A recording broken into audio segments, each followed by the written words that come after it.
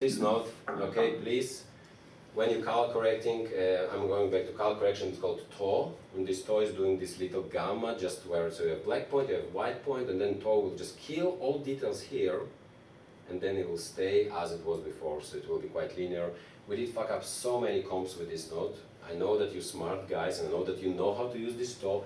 Please don't, because it's killing. If we telling that the gamma is going to change how the object is reacting on the light, toe is going to kill all information that you have in this little area that you kind of like starting to push. I know that you want to talk about this and stuff, just don't use it, guys. You just can go use the gamma slightly up and then adjust your black point. Of course, there will be 1% of shots that you want to use this guy mostly. You will be way better and your comp will look way more natural, and that's the point. Like most of the shots, now all shots that were caught with this guy were a shot that caught just on a review. Dude, something is wrong there, your kind of like blacks are clumped. No. And then like, let's have a look. Okay, there was top. And after like 4, I started this war on top, and I want to keep it in here. Okay, dry stuff, lighting. Okay, let's just run through this. I guess you know it, but let's just refresh. Okay, there's few definitions of lighting that now we can actually talk because we know the base of stuff. So there's 3 basic lights that we will use in any Hollywood movie, the proper Hollywood movie. There will be key light. It's light that's going to light your face, but people will see you very well. In this case, this is my key light. It's a very boring one, but usually it's going to be from one side. Then you will have another one, it's very soft, it's fill light, because we don't like to have this one, is very, very dark. So that's called fill light.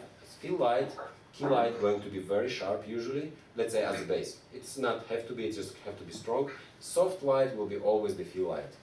Very big one to kill all shadows, so it will be nice and beautiful, and you will have backlight. That's the very basic lights. Let's talk about additional one. Side light, light from the side, fine. Practical light, very important thing for us, for any cinematographer, that in the scene there will be practical light. If you want to put somebody inside of the room and say, well, let's integrate him inside of this room, it will be way, way easier to put light, practical light, like, I don't know, this is a practical light, this is the bounce light, but if you put Alexey here, and you will just say, well, fine, that was the source of the light, that looks great, but if I am not going to react with this light, so you will put this practical light here, and then that will justify me as an object lit from the right side. So you can make beautiful lighting on the person, but still it will not sit there. But when you always, and that's what cinematographers try to do all the time, and we'll have a look on this, they always will try to squeeze somewhere on the side some little lamp. In television, all the time you will see the guy that they're talking to, at least not now, but when I was younger, and there always will be light behind him. You know, this Hollywood green light with the big thing, that always will be, because it's cool, it's also justifying the big light that's coming from the right side, and we're doing this all the time as lighters. Then we have hard lighting, soft lighting, we already spoke about this. Bounce light, this is the bounce light, this is bounce light, this is the softest light basically that you can cheaply get. Why we're getting the bounce light? Because to build light like that, it's crazy, but you can bring 12 by 12 foot butterfly, and you will get very, very soft light, which is very nice. And that will be the bounce light. It's also very cheap because you don't need 2 lights, you just need 1, and second one will just give you for free. Very nice lighting. High key, low key. What was it, high key, low key? High key is when the overall scene is mostly bright, and low key is when it's overall pretty dark and you only have certain spots brighter. Okay, cool. Bam, learn something. Okay, great. Motivated lighting, it's connected very much a lot to the practical light, which means that's why we have to motivate this light. Dude, it doesn't look good. Okay, and that's something that we always need to pay attention to. And ambient light. Okay, ambient light in scene is just general, it's just dome light. We now have kind of like not much of ambient light here. If you will be outside, your ambient light will be the sky, basically. It's called in 3D like sky dome. And that's something that, for example, movies with a big production value can get from the studio. Cheap movies looking like telenovela. Why? Because cheap movies will put 2 HMIs and will say, well, this is the outside. And they're getting sunlight, but then shadows all over the place. The big studio will put 5 billion lamps up there. They will put very big piece of white material, and all this very nicely will go down.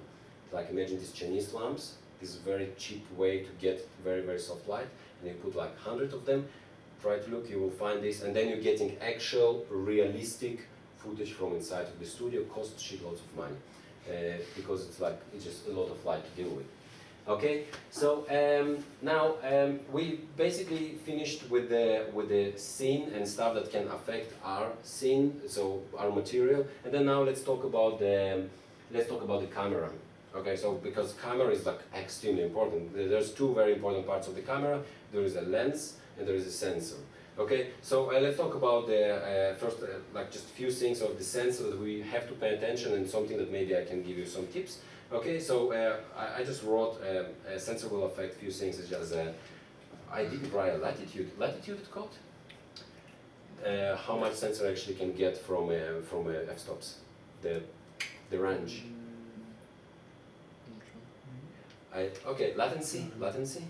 Okay, anyway, so sensor, I didn't write this, is one of the important things. So sensor, each sensor will be able differently get. It's a different slide, or do you have it as a slide as well? I can touch it, cool. I'll go to first one, it's just basically there. We will get there, summary. Okay, so each sensor and each material will be, not material, each camera will be able to take different amount of f-stops and without burning. Okay, that was a crazy issue till 2000 or something, like 2004.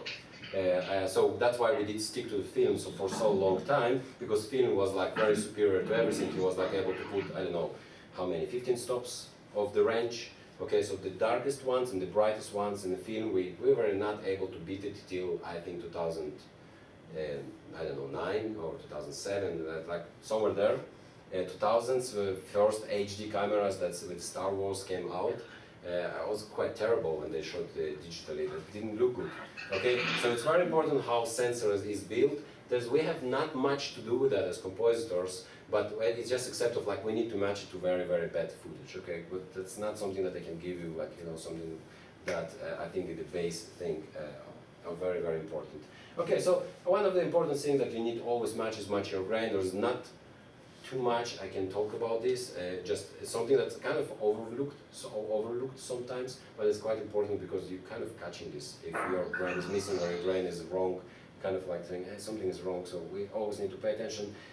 And I will not go more technically into it because I think that's not super important. Sharpness, different sensors are more or less sharp, and it's not like just a lens more or less sharp. No, different sensors can get sharper picture, or they can get a softer picture. That's something that when we combining two cameras, we always need to pay attention. And for us, basically, it will be the same because it's just, I mean, it's just inside of the camera. Is it lens soft? Is it sensor soft? It's basically the same treatment, just need to blur everything. Different compressions, well, some color artifacts. That's something that's happening. Sometimes you have chromatic aberrations, okay? Chromatic aberrations coming from the lens, but color artifacts can come from the lens. They also can come from the sensor, which was not able to deal with the, for example, when you have very, very strong saturation differences or the light differences in very, very short period, it's starting to slide one on each other, and then you have ugly lines on the edges, and you just, god damn it, it was looking so easy to key, and then it's just impossible. And that's happening, for example, that's happening a lot of with the red cameras. Doesn't matter which lens you will put there, you will get this when you're trying to key the green screen, for example. And it's extremely hard to fix and comp. It's just kind of like, you know, what to do. It is what it is. And then we have also some light skills. That's what I was talking about. Okay, so let's talk about the lens, how lens can affect us. Chromatic aberration. Chromatic aberration is happening inside of the lens. Newer lens, you will have less chromatic aberration, as you kind of already noticed on DLB, and as you know, probably from previous knowledge, that anamorphic lenses will do very big chromatic aberrations on the edges. They're famous for that. That's why it's very hard to work with them in the VFX. You can fix chromatic aberration. It's like you can create chromatic aberration, but you can revert it, because what is this? It's how lens did refract the light inside. And lens did refract different red, green, blue, different channels differently. So we have all this freedom, we have them separated. So you can go just, if you have, you're trying to key something, you have very crazy chromatic aberration, just impossible, or like you need to reduce it, just going to green channel, put transform in the middle, that's very basic, and then scale it up, and then you will see that there is no true chromatic aberration. Of course, it's not linear, so you will have to deal with, well, maybe here yes, maybe here not, but it's not the end of the world. And this did help me to key shots, to extract some keying, when it's just like, guys, there's always this line, green line on the end, okay? Or you always this peeling, and then you have some kind of edges, and you can fix a very big part of this just by, well, I can do it. I will go there and I will fix it. But chromatic aberration in going between the scene that we learned, atmospherics, and then we go into the lens, getting some chromatic aberration, bam, we're inside of the, inside of the chip. Okay, then glow. Glow, flare, okay, very important thing that kind of like we need to really always read. I spent quite some time on atmospherics, talking about atmospherics. Atmospherics, when you have light and atmospherics around it, this light is lit, it has this inverse square law of kind of like fall off. So it will be very bright in the middle, then we just very fast will fall off, okay? So, and also like, so you have kind of perception of the glow, okay? And then light is hitting the lens and there is perception of the glow. This is two different things. Okay, remind me to talk about fire, please, because it's also very important. I missed this. So you have glow inside of the scene, and this glow inside of the scene, it's just lighting. It's just, you have like atmospherics, and you have this light in the middle of your street. We'll talk about this, and it's like ring around it. It's not glow, no. Why is this important? Because if there is another object which will go on top of it, this object is not going to be glowing. This object is going to be sharp and dark. When glow is happening inside of the lens, and how does it happen? You have some source of light which is hitting the lens and on the edge, and then light starts to scatter inside. And he will kind of bring all details that you don't want, and he will lift everything. So from the moment light is entering the lens, you will have glow all over. You will have, doesn't matter this object, how close is this object is going to be flared, and that will be the glow. That's how lens is dealing with this glow. If you have very strong light behind the person, and this is going to eat this guy, you have this feeling of like this light is eating. It's not because this light is eating this guy inside of the scene, it's because your lens is not able to deal with this huge difference of contrast, or your sensor is not able to deal with that. This is overall. So this is very important understanding, because if you have some effects, like we have on open world, she's shooting with her fists, and there's glowy balls, okay? So there's some glow. So first of all, there's a plasma, okay? Plasma, it's by itself, it's something complicated, I have no idea what it is, but this is self-emitting object and stuff, and it's supposed to glow. If it's magical, if this is just fire, it's not going to glow, it's just going to be fire. And then your lens is going to freak out, and it's like, oh my God, I'm freaking out, and then this glow will be created inside of the camera. Around of this fire, there will be smoke. Usually, that's what's happening. I checked with the videos with the guns, and that's all the time. You're shooting, you have gunpowder emitting the smoke, and then you have this BAM! Very, very glowing thing with a lot of details if you're watching this in a slow motion. When you're creating glow around the object and inside of the scene, when it's shooting something, always add the details. Because this is not a glow, this is just real light of the particles which are in there, which are objects which are supposed to be created, and which having shitloads of stuff. And to make it realistic, you have to first of all add details, and then if something on the front, this glow not supposed to go on top of this guy, because this is not glow, this is just light there, okay? And if glow is created inside of the lens, this is overall, we're rising the blacks, right? Because we're saying, well, blacks are not there. Usually your blacks, if you will close your camera, your blacks will be zero.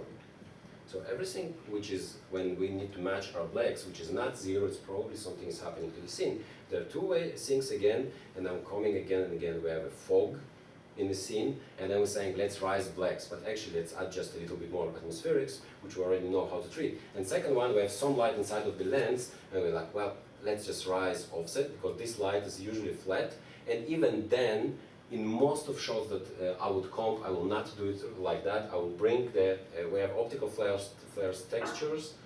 I will not go to optical flares because we just have these textures, I don't know how to use that. But basically you will bring the texture of the dirty lens, because this lens, this light which is going, if lens is crystal clear, you will get just flat offset.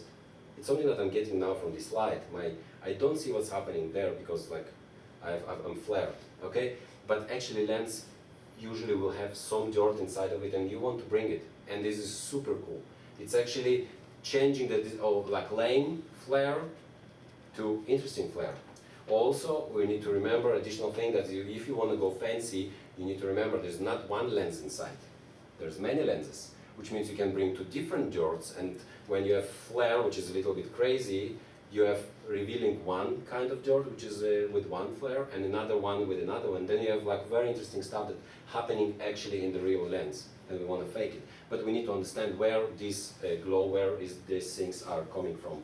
What about we will take a pause, or the rest of people can go home and so on, because I think that I don't want to go more than 1 hour because it's like very, very hard. And then we'll finish this after the pause.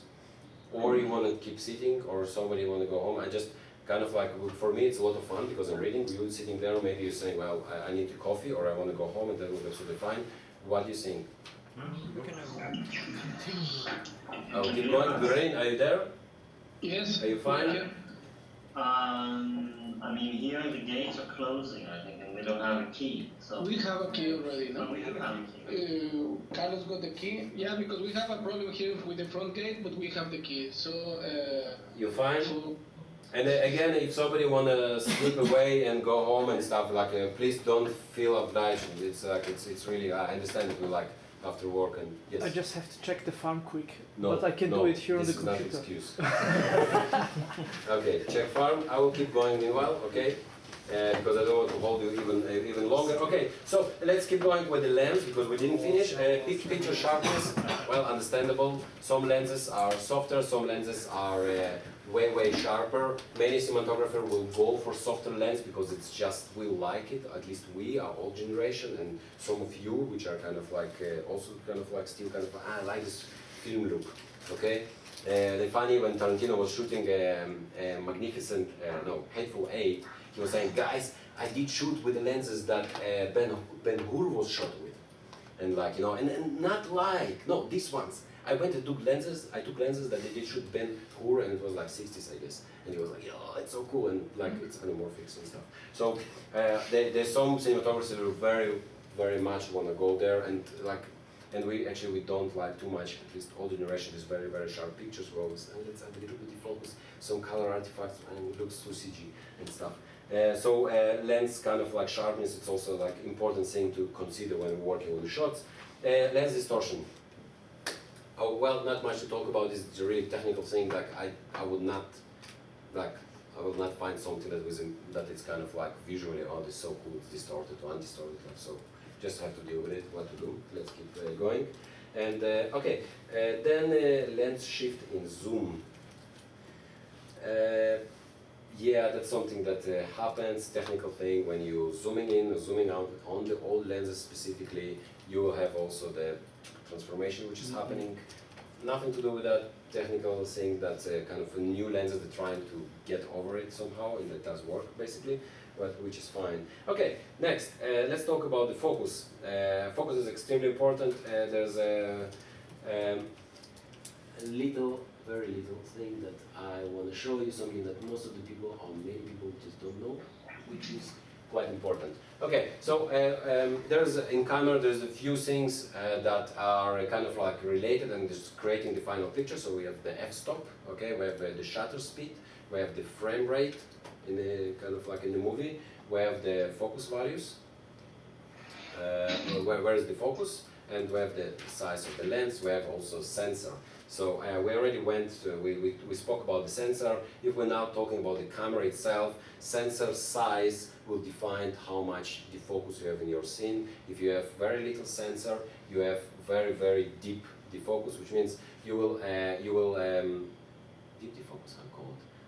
Confusing. You will have a lot of focus in your scene, which means if chip is small, 16mm for example, everything going to be in focus. Your iPhone and stuff, like by default, if they're not doing some weird stuff, everything is going to be in focus. Like, check it out.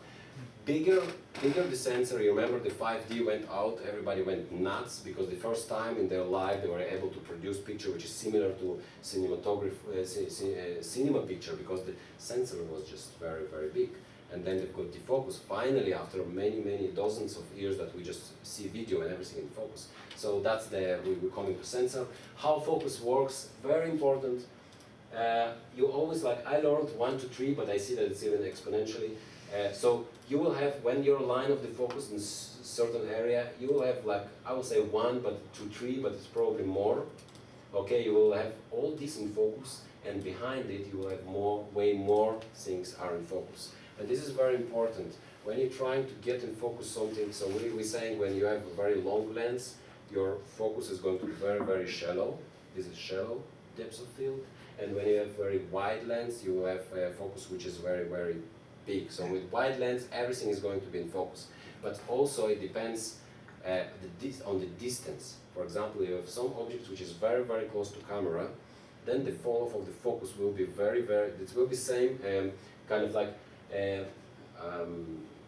how you say, same, not the size, but ratio. It will be same ratio, but focus, if you go very close to camera, it fall off very fast. 1, 2, 3. So if you're close to the camera, everything very fast will be out of focus. If you go far away from the camera, more and more stuff will be inside of your focus. Okay? Very important thing with the focus that also many people don't kind of pay attention, don't know. After a while, this area is so big that you cannot go more defocus than that. So after a few kilometers, after 100 meters or whatever. So generally, if you have a picture that you need to insert background, and you have the blue screen, and you're saying, well, if blue screen was defocused like that, I will put background, and I will see between blue screen and the person, there is 20 difference. I will put the background on the 40 because it's on the 50 because it's way more far away. Wrong. The defocus of your background going to be very similar to the focus of your blue screen, okay? Because it is, after you more far away, you have more area which is kind of sitting on the same focus values, okay? It's like with light actually, when you closer, your focus is falling faster, and then it's kind of more and more and more and more. Okay, so that's the focus. What else? Lens length, frame rate, shutter speed. Actually, okay, let's talk about the shutter very briefly and why it is important for us. So generally, if you have a shutter, your shutter speed is usually it's kind of it's in degrees. It's 180 degrees, I guess. So 24 frame per second. I'm kind of always saying, judging this from 0 to 1. So your shutter, if your shutter is 0.5, as we have in Nuke, it's half time open, half time close. Okay, per frame, 24 frame per second. We used to this motion blur. Every time when somebody is shooting something with a higher shutter speed, we see it because everything is strobing, because you're getting less motion blur because your shutter speed is actually open close, and meanwhile less pictures taking. You just need to be aware of that. If you have footage which is shot with a higher shutter speed, and you need to insert some 3D render, which rendered without motion blur, you cannot just put 0.5. You need to know what was the shutter speed or eyeball it, but kind of you need to be aware of this issue. There is a very big thing that's important connected to shutter speed, the amount of light that's going to go inside of the camera. This is not our problem because we're getting already baked. But when you want to shoot slow motion, you have to bring shitloads of light because you're shooting with a higher shutter speed. Your sampling is way faster, which means you need way more light.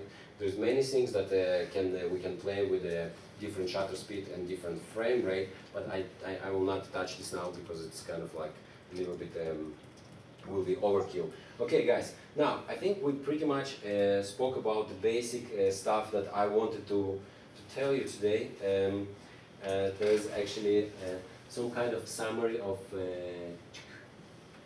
that I was kind of thinking about what is the order of the creation of our picture. So we have diffuse colors, then we have reflections of this diffuse color, because diffuse color will take a lot of the color of the object and some of the light that we will give back, but reflection will give a lot of information on the source of the light. Then atmospherics, then lens, sensor, and then how we're going to save this. Let's not talk about this. Okay, I think now I would like to just, let's see if I will find something else here. I would like to briefly go now, and after we've got all this kind of amount of basic information, let's try to just talk about the shots and just to read certain things, and I'll just, I will, I have this thing here and it's so handy, but it's not communicating with it. So I'll go here, sorry, and actually, can go down. Sweet. Okay, so I will just now put many of these things together, and I will try to kind of like why I did put this shot together. So there is like tons of very classical things. So first of all, we have a very simple central kind of like balanced picture. Okay, so we have a person really sitting in the middle of the picture. There is like a window behind it, and he's like really properly balanced. We kind of see him is a triangle. It's also a very important thing that I didn't talk about, but kind of like we like triangles. So it's base. He's sitting there. He's looking into the camera. It's like full. It's a really one balanced frame. So this was geometrical balance. Now let's talk about the colors. Something that I didn't touch with the colors, complementary colors. Check it out.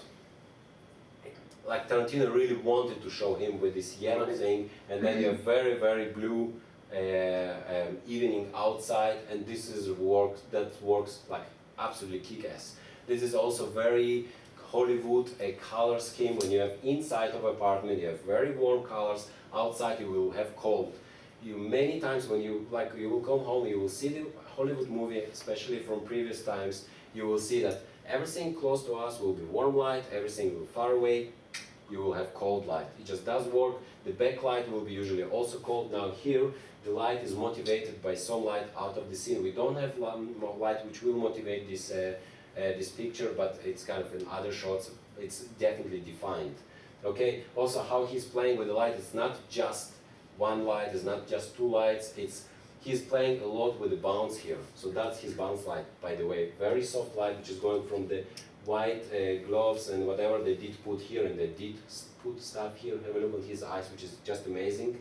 And this is also a very common thing to kind of like, okay, we have to give something to get these points.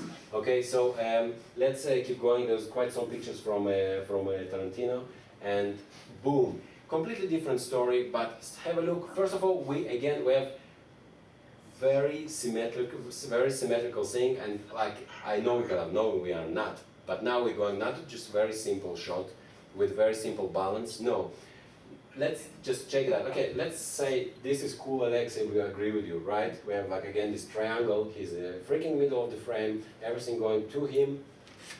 But then we get quite crazy lines there, and then crazy line here, which is white. And then I would say like, well, that shouldn't be right, but then I think this guy here, it's balancing all the big mess of the blackness there, because it's very kind of highly detailed, and like, I know they did not plant tree there, but they did frame this frame. And I would say if we will take this guy out, the frame will be very, very unbalanced. Imagine no tree here.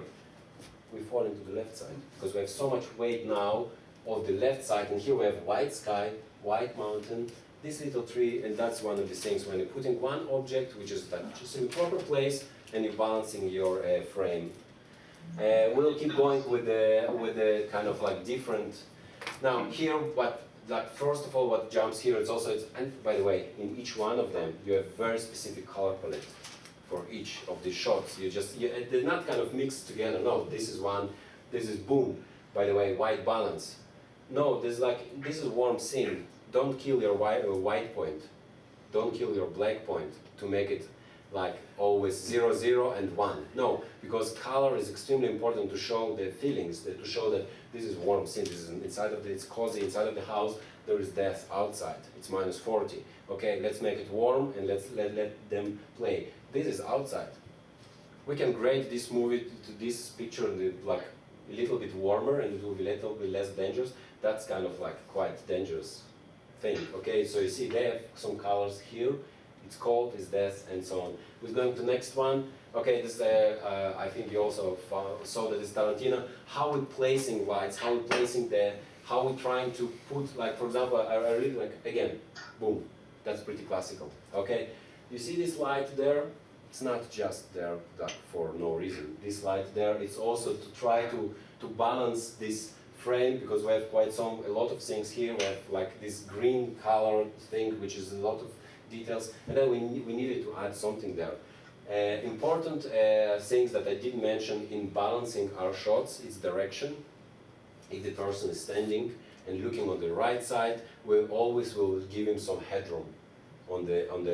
So he's looking the frame left for you, we'll give him some headroom there. Right now it's more complex because we really have the relation between these two guys, okay? But generally we always will try to give more headroom because we like it. If we will put a person just in front of the frame, it will be very not balanced. It's still, it's cool. We can do it, we will do it, we'll break a balance. But you need to understand you're suffocating person from the moment you're not giving this. Even you put him in the middle, but this will be very different picture if you put him behind and then you give him some air to breathe. And okay, that's kind of like, we're starting to get the more interesting pictures from the balance wise. This is very unbalanced, we're like freaking far away. This is Kubrick. Kubrick really liked the 1 point perspective. When you hear this, have a look on the Space Odyssey, you will see it all the time approximately. This is 1 point perspective, very simple. This will be very, very unbalanced, but the shadows. Shadows are moving, they're giving us a lot of weight in this area, which is otherwise will just collapse backwards. And this what creates the very interesting. Shadows are more important than these guys, because that's the threat. That's like, we don't see their faces with their backlit. This is super scary. That's kind of like how we define the danger. I had quite conversations with my wife, she's also a cinematographer, about should I put this guy or not. And I do like a lot the balance here. Generally speaking, let's start to take things out, okay? So we take this guy out, this picture will collapse to the right side, right? We will take the horses out, it will collapse to the left side because we have this guy, we have this gate. And if we have this gate there, which is very complex and it's a figure that we can build, which is interesting for our brain, which will draw our attention. Then we'll take this guy and then we can overcome the darkness and the big and kind of like structure of these horses. And of course, we always will be pinned here because this guy, he's here not by accident. He's here because he wanted us to go here. And I'm pretty sure there was another branch which they took down. They said, no, we have to free space. Look at him. There's no branch behind him. No, he wants to go there, we will go there, we will look at this guy, and they will bring us there. Okay, so I kind of like find this frame also great. Okay, not basic, super classical thing about the lighting. It's again Tarantino. Let's just for a second talk about how he created all this. There's a lot of, again, bounce light.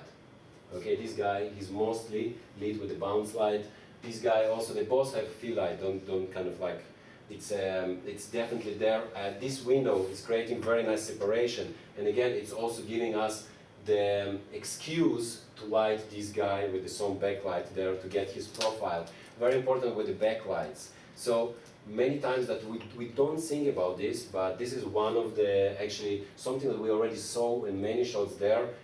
We always will try to bring the foreground character as visible as possible. We'll take our background to the focus, or we'll reduce the amount of details there because we want to see the foreground guy. There are few ways to do that, of course, millions of ways, but basically you will lead him, and there is like the difference supposed to play in this way. He is brighter, background is darker, or background is brighter, he is darker, or we will show his shape, closure. You remember this little closure? That's why we have backlight. Now, for example, have a look at this guy. You see this thing there? Well, you will take this little thing there and he will collapse inside of this hole. If you will take, you see what I'm talking about? This little backlight. On the back head. Yes, Yeah. exactly. You will take, and that's something that makes him now human, makes him not to go together. Now, have a look behind his back. His back is black, but the background is bright. And that's the game that all lighters on set and also here, they will always play. Your foreground is dark, let's brighten the background. Your foreground is bright, let's darken the background. And you will see it now in many shots, and all the time you will kind of backlight, very strong backlight, while the background is dark. Okay, this is a very classical thing to bring people outside, and that's what is employed here. This is, I think, very good example as well to make balanced frame. If you will take these two suns out, boom, we collapsed to our left screen, right? Ping, we are back. They are way smaller than this guy, but they're very defined, they're very bright, and they're telling us, let's go there. Another, let's go there. We as Europeans, as Westerns, as people that writing from left to right, when we're saying let's go there, meaning we'll go from left to right. And this is like, when you have from left to right, it's the future. When people going from left to right, is something will happen, they're expecting something. When they're going from right to left, they're going back. And that's how we perceive that, because we're writing from left to right. In the countries, when they write from right to left, the psychology will be different. Okay, this is something that also extremely important and also in use a lot. Okay, that's kind of like, we all saw the movie, that's a very basic kind of like usage of the color, just to bring this attention, everything is dark, and we know that it's artificial, works like extremely well, I guess.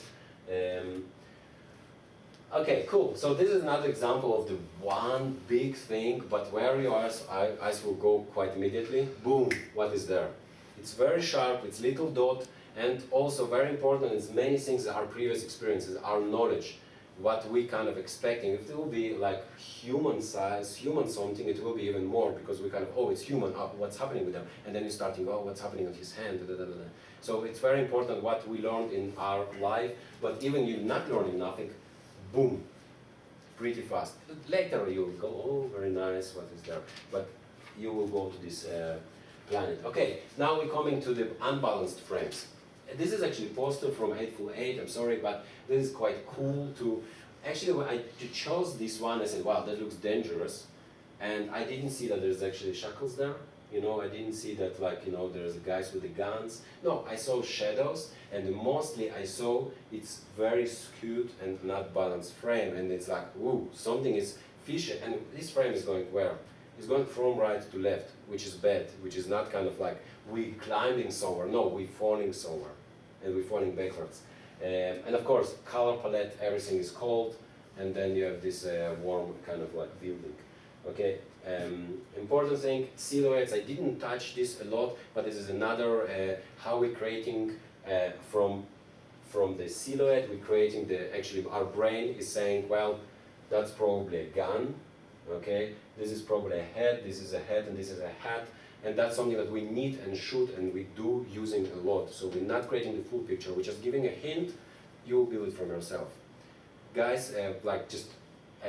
The guys which are painting their faces black in the army, they're not painting because it's cool, and they're not painting just to paint. They're painting to trick other people that want to look at them, to trick the basic shapes, to break this shape, because we're so well trained to see one dot, another dot, and one dot under that, that's the face. And when they're making these lines, they're just breaking the shadowing, and then, well, there's no face anymore. And that's kind of like works here. This is cool. Okay, guys, so they going from left to right, can we agree on that? This frame is absolutely not balanced. A lot of details, colorful home, by the way, because we're already for like 10 minutes watching they're playing there, so we know this is home, it is not dangerous. Very cold, big part of the frame, this is definitely dangerous, but this is so cool, and I really want to go here. Absolutely not balanced frame, telling the story amazingly well. This picture already, like, after all this beautifulness. Okay, that's just a little example of atmospherics, okay? And then you need to see, okay, is this glow, where is the actually, because this is actual object which is over it, you don't see the audience. Sorry to go back to this.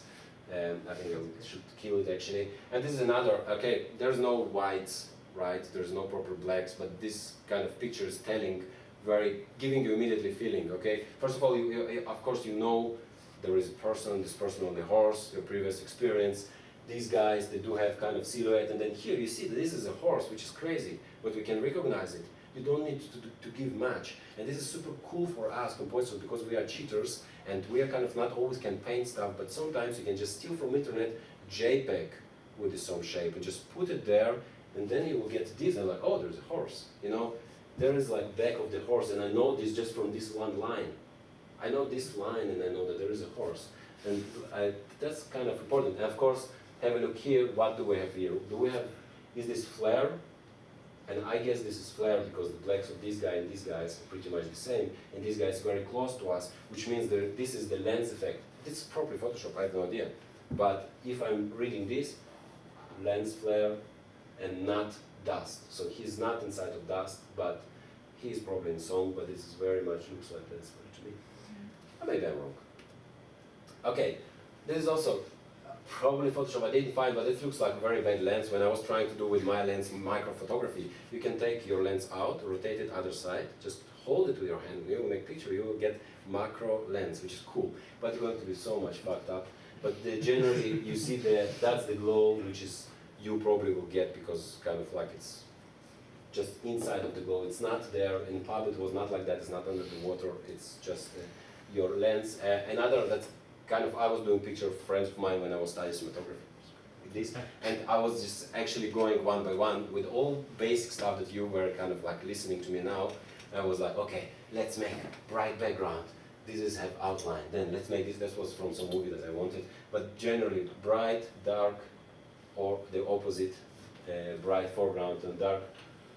This was cool. We did shoot it in my basement, and it's also you kind of creating, trying when you work like when now the point is that of all these last 2.5 hours or 1.5 hour, and like I'm surprised that you're still awake. All this from the more it's kind of like you're learning this, but you don't think about this. And then when you're working, if you have this kind of like previous knowledge, you're always saying, okay, let's see, let's try, put this car like that. I did not put this car like that, not because I did think that I need to bring stuff to this guy. It's just not working. It's because, oh no, but you don't think about this. And then you're building your stuff in a way that you kind of like, that was another example of atmospherics and kind of like an actual, what is the glow, what is atmospheric. So this is the glow. What is going on top, probably the glow as well, but this atmosphere is because cone of light is just going down and revealing objects in the space. Last, and I think that's really good enough.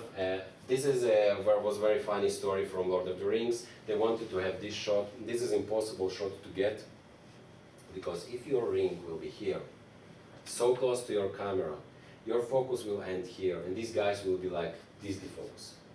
Okay, so what they did, they built the ring this size, literally, and they did put ring this size, because bigger ring, you can put it more far away, I mean, you understand. And then you will be able to get somehow proper shift focus between this ring and this, because otherwise if you put little ring, this all will be just unrecognizable.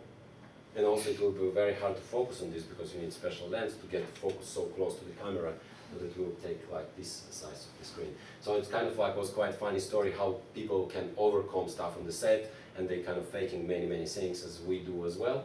And I think I can and I should finish this now. And yeah, thanks.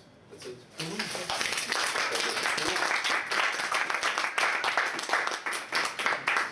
Stop recording. Okay, cool.